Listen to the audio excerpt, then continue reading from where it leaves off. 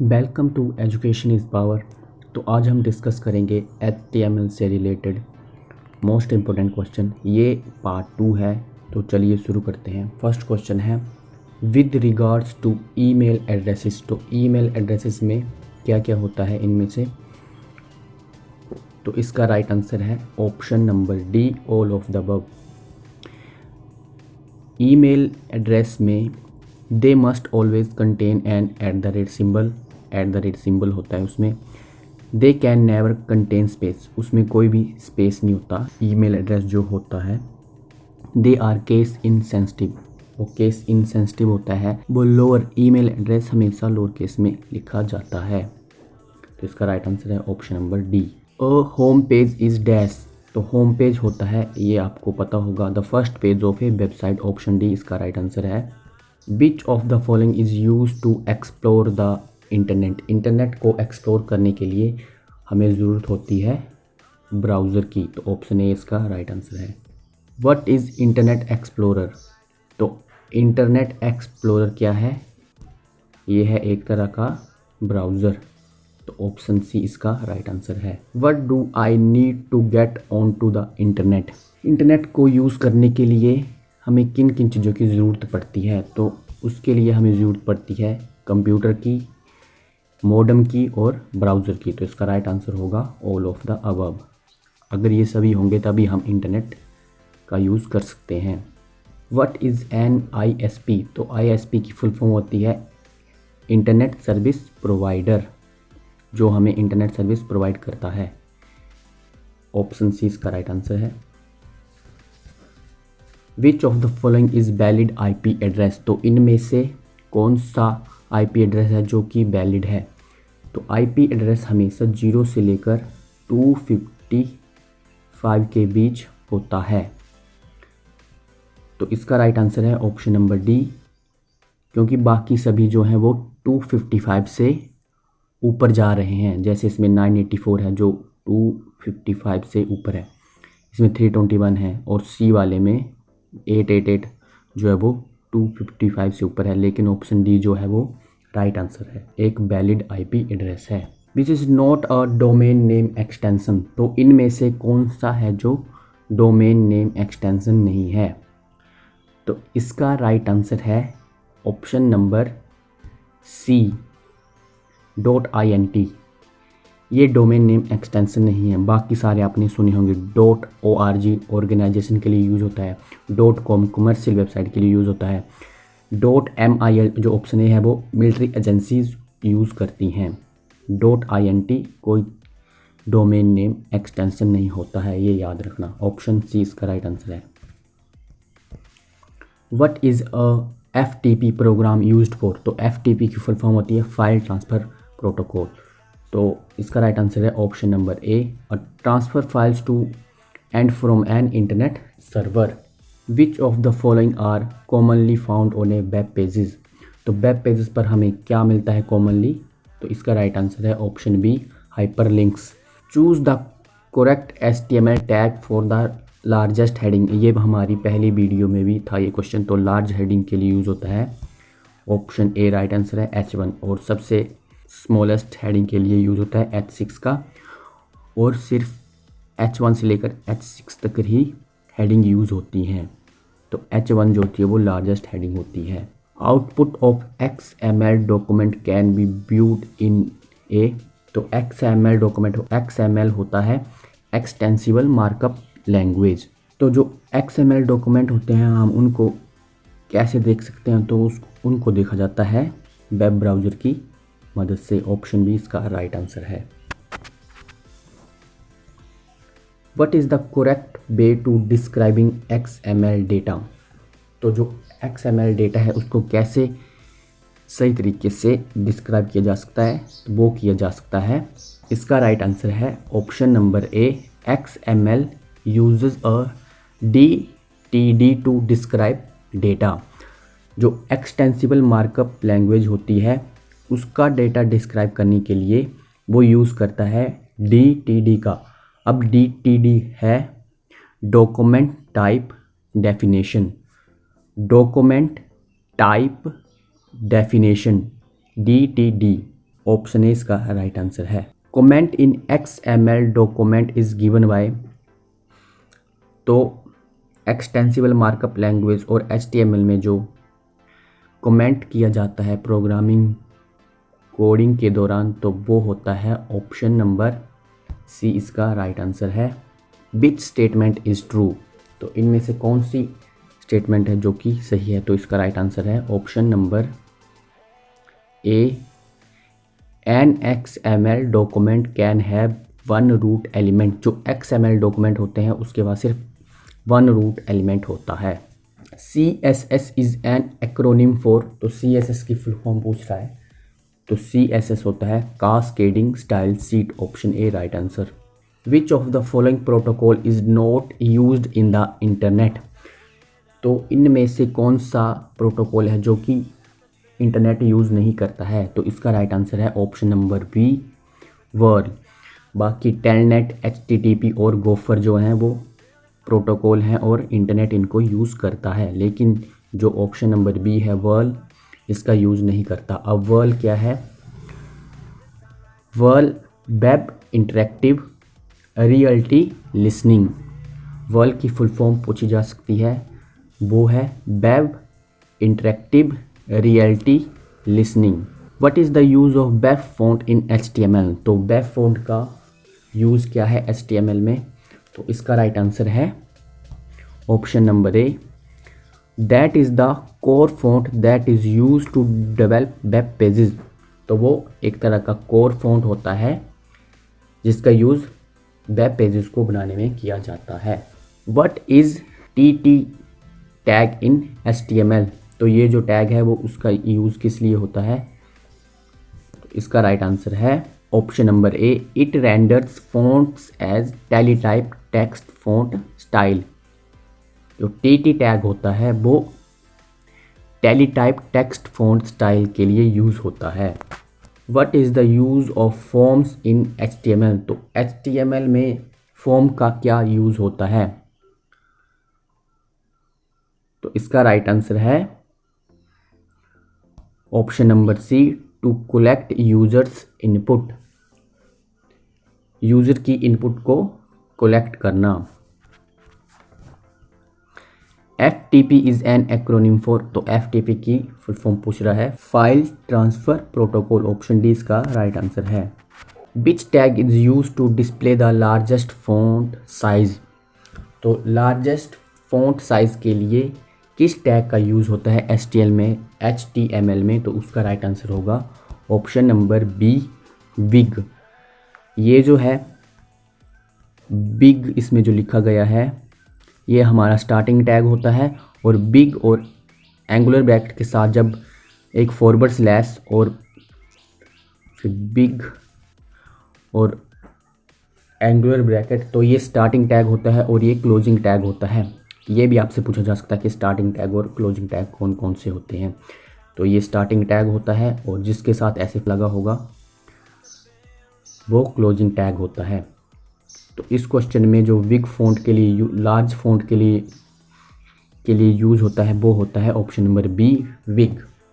Large font size देख के large पे टिक मत कर देना, वो गलत होगा, बिग का यूज़ होता है। ये जो स्क्रिप्ट एलिमेंट है, स्क्रिप्ट टैग, ये स्टार्टिंग टैग और ये क्लोजिंग टैग है, can be placed with in, तो ये कहाँ पर प्लेस किए जाते हैं, तो स्क्रिप्ट टैग जो प्लेस किया जाता है वो किया जाता है option number C both A and B में, हेडर में भी और बॉडी में भी, दोनों जगह इसका यूज़ होता है। यूजिंग P टैग बिल, तो जो P टैग होता है इसका यूज़ होता है स्टार्टिंग अ न्यू पैराग्राफ के लिए। Which HTML tag will use to scroll और टेक्स्ट इन वेब पेज, तो वेब पेज में आपने देखा होगा जब आप कोई पैराग्राफ पढ़ रहे हो, तो जैसे ऐसे कोई विंडो है उसमें कोई पैराग्राफ लिखा गया है, तो जब आप उसको स्क्रॉल करते हैं, जैसे नीचे भी है, तो वो जो ऊपर को स्क्रॉल होता है उसके लिए जो टैग यूज होता है वो होता है mark you, option number A right answer होता है। स्क्रॉल टेक्स्ट के लिए मार्क यू टैग का यूज़ होता है, जैसे कि ये मार्क यू, ये स्टार्टिंग टैग है, इसके बीच में आपका पैराग्राफ लिखा जाएगा और फिर ये क्लोजिंग टैग है। तो जो इसके बीच में पैराग्राफ लिखा जाएगा वो as a scroll text work करेगा। Which organisation define the web standards, तो कौन सा ऑर्गेनाइजेशन है जो डिफाइन करता है वेब्स के स्टैंडर्ड्स को, तो इसका राइट आंसर है वर्ल्ड वाइड वेब कंसोर्टियम। इसका राइट आंसर है ऑप्शन नंबर सी। और कभी कभी इसको W3C भी लिखा जाता है। W3 यानी W जो है वो 3 बार है, वर्ल्ड वाइड वेब, और C से कंसोर्टियम, तो ऐसा भी ऑप्शन में आ सकता है W3C। Choose the correct HTML tag to left align the content of a cell. तो जो HTML टैग लेफ्ट अलाइन के लिए यूज़ होता है, जो सेल में कंटेंट लिखा जाता है उसको अगर लेफ़्ट अलाइन करना है तो उसके लिए जो टैग यूज़ होता है वो है option number D. Right answer है इसका, आप ये याद कर लेना। TD यूज़ होता है टेबल सेल के लिए, और align is equal to left, तो ये ध्यान रखना। Which tag is use to list the item with bullets. आपके पास एक लिस्ट है और आप उसको ऑर्डर कर रहे हैं बुलेट के साथ, ऐसे बुलेट लगाकर, और यहाँ पर आपकी कंटेंट है। तो ये जो बुलेट है ये एक अनऑर्डर लिस्ट होती है। इस लिस्ट का कोई भी ऑर्डर नहीं होता है, ये आगे पीछे भी हो सकती है, तो ये अनऑर्डर लिस्ट कहलाती है जो बुलेट के साथ होती है। तो इसका राइट आंसर होता है option number C, UL unorder list के लिए यूज होता है। ये स्टार्टिंग टैग है और ये क्लोजिंग टैग है। लेकिन अगर यहाँ पर पूछता list the item with numbers, तो आप लिखते, तब आंसर होता option number D, order list, क्योंकि नंबर 1 2 3 करके चलेंगे तो ये एक ऑर्डर में चलते हैं, तो नंबर जो होते हैं वो हमेशा ऑर्डर लिस्ट में आते हैं। OL से ऑर्डर लिस्ट होगा, UL से अनऑर्डर लिस्ट होगी। तो बुलेट के साथ हमेशा अनऑर्डर लिस्ट यूज़ होती है और नंबर के साथ ऑर्डर लिस्ट। तो इस क्वेश्चन का राइट आंसर था option number C. Is it possible to insert a table within another table, तो इसका राइट आंसर है option number B, yes, table can be inserted into cell of the another table. What is the uses of alt value in image tag, जो IMG tag होता है उसमें alternative value का क्या use होता है, तो इसका राइट आंसर है option number A, alternative text for an image. Image tag के लिए एक अल्टरनेटिव टेक्स्ट का यूज है IMG। Which of the following is the correct regarding meta tag in HTML, तो इसका राइट आंसर है option number C, which of the following is correct character entities for copyright symbol. तो जो copyright symbol होता है, जो कि कुछ इस तरह से होता है कॉपीराइट सिंबल, तो इसको HTML में शो करने के लिए, डिस्प्ले करने के लिए जिन एंटिटीज़ नंबर का यूज़ होता है वो पूछा गया आपसे, तो इसका राइट आंसर होगा ऑप्शन नंबर सी। ये यहाँ तक है, ये नहीं, ऑप्शन नंबर सी है। पहले ये एंड, जिसको हम एम्परसैंड बोलते हैं, और फिर हैश और 169, फिर उसके बाद ये सेमीकोलन जो होते हैं वो, तो इसका राइट आंसर होगा option number C, copyright symbol के लिए। अगर आप यहाँ पर पूछ ले ट्रेडमार्क सिंबल के लिए, जो कि एक जो रजिस्टर्ड ट्रेडमार्क होता है, जो कि R होता है और ऐसे होता है, तो उसके लिए एम्परसैंड, हैश और 174, उसके बाद सेमीकोलन। तो आप याद रखना, रजिस्टर्ड ट्रेडमार्क के लिए 174 होता है और कॉपीराइट के लिए C 169 का। नेक्स्ट क्वेश्चन है, a computer that translate dash of another computer into and dash and vice versa upon request is known as DNS server. तो इसका राइट आंसर है option number A, a computer that translate domain name of another computer into an IP address and vice versa. Vice versa का मतलब होता है, हम पिछली video में पढ़ा था, डोमेन नेम ट्रांसलेट करता है IP एड्रेस में और IP एड्रेस ट्रांसलेट करता है डोमेन नेम में, तो ये वही है। An order list is a dash list and an unorder list is a dash list, जो मैंने आपको पहले बताया ये वही है। तो इसका राइट आंसर है option number D. An order list is a numbered list and unorder list is a bulleted list. Linking to another place in the same और another web page require to anchors tag. जो ऐसे ये होता है, ये जो tag होता है इसको हम एंकर टैग बोलते हैं। The first with the dash attribute and the second the dash attribute. तो ये पूछ रहा है कि हम जब एक प्लेस में किसी दूसरी चीज़ को लिंक करते हैं सेम चीज़ को और सेम चीज़ को किसी दूसरे पेज में, तो उसके लिए जो एंकर टैग रिक्वायर्ड होता है, तो जो फर्स्ट जो पहले यूज़ होता है वो होता है ऑप्शन नंबर सी। जो पहला एट्रीब्यूट यूज़ होगा वो होगा href, हाइपरलिंक रेफरेंस यूज़ होगा href जो होता है। उसके बाद जो सेकंड एट्रीब्यूट यूज़ होगा वो होगा नेम। ये याद रखना, ऑप्शन नंबर सी इसका राइट आंसर है। What type of information should you avoid including on your website? तो वो कौन सी इंफॉर्मेशन होती है आपके रिगार्डिंग जो आपको किसी भी वेबसाइट पे ऐसे ही अपलोड नहीं कर देनी चाहिए, उसको आपने अवॉइड करना है। तो इसका राइट आंसर होगा प्राइवेट पर्सनल इंफॉर्मेशन, जो भी आपके यूज़र नेम पासवर्ड वगैरह होते हैं वो। Which of the following web elements should you know about before building your website? अगर आपने कोई वेबसाइट बनानी है तो उससे सबसे पहले आपको क्या पता होना चाहिए उसके बारे में। तो इसका राइट आंसर होगा option number A, the web audience. आपको अपनी ऑडियंस के बारे में पता होना चाहिए कि उनको क्या चाहिए और क्या ट्रेंडिंग में चल रहा है, उसी हिसाब से आप वेबसाइट बनाइए, तभी उसी पर ऑडियंस आएगी और वेबसाइट आपकी रैंक करेगी।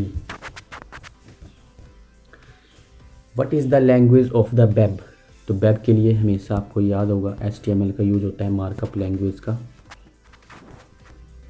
अ web document is broken into section. What are the tags called that create these section? तो जो एक वेब डॉक्यूमेंट है वो टूटता है, ब्रोकन जब होता है तो उसके छोटी छोटी सेक्शन बन जाती हैं। तो वो जो सेक्शन क्रिएट होती हैं उनके लिए जो टैग यूज़ होता है वो होता है ऑप्शन ए, स्ट्रक्चर टैग।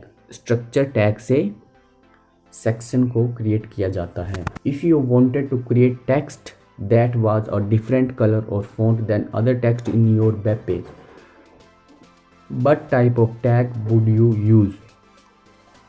तो आप कोई भी टेक्स्ट क्रिएट कर रहे हैं डिफरेंट कलर और डिफरेंट फॉन्ट के साथ अपनी वेब पेज पर, तो उसके लिए यूज़ होता है हमेशा बेसिक फॉर्मेटिंग का। तो ऑप्शन बी इसका राइट आंसर है, बेसिक फॉर्मेटिंग।